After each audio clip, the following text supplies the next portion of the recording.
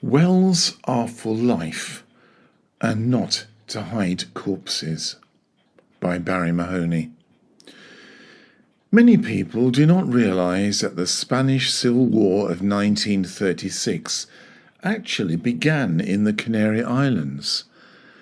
Franco was a General Commandant of the Canary Islands who was based in Las Palmas de Gran Canaria.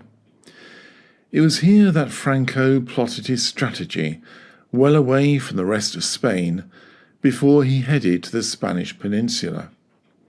It was under his watch that Spain became divided into two factions, Republican and Loyalists.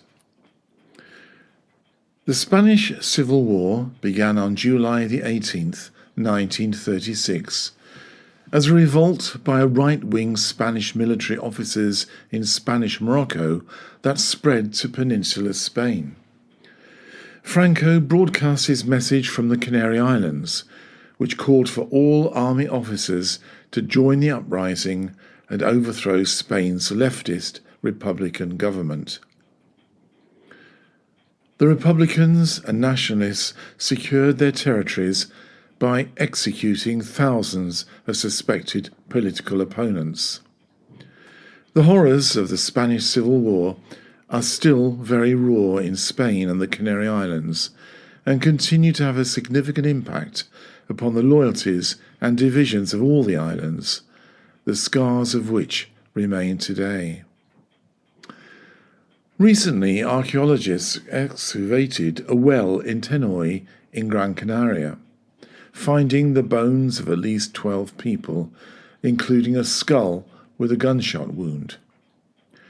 This was one of the places where local people experienced the horrors and repression of the Spanish Civil War. The old well of Tanoi in the municipality of Arucas is one of the places where 140 inhabitants of the north of Gran Canaria disappeared in March 1937.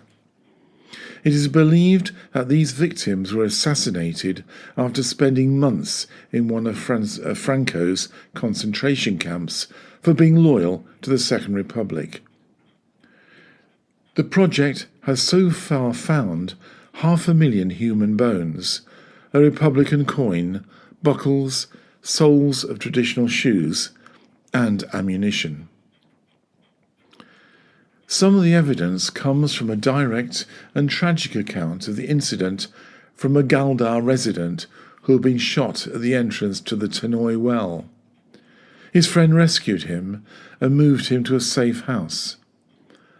Over the years, the contents of this well became buried with tons of mud and lost memories.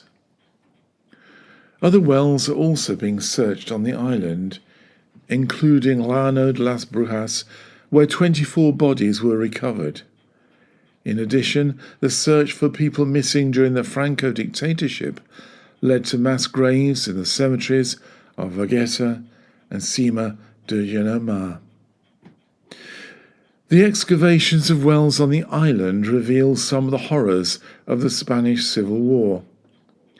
It tells a story how local residents of Gran Canaria who opposed the ruling class were often placed in concentration camps, killed, and their bodies hidden in wells. As one descendant who spent her life searching for the body of her murdered father has so eloquently put it, wells are not meant to hide corpses. Wells are to give life. I want to put the bones of my father where they should be, in the cemetery. It's a tragic history, but maybe finding some of the missing bodies and giving them an appropriate burial will help to ease some of the pain and provide closure for their families. You have been listening to Wells Are for Life and Not to Hide Corpses by Barrie Mahoney. It is part of the Letters from the Atlantic series.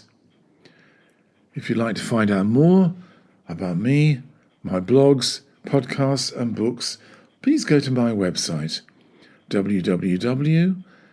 barriemahoney.com. And thank you for listening.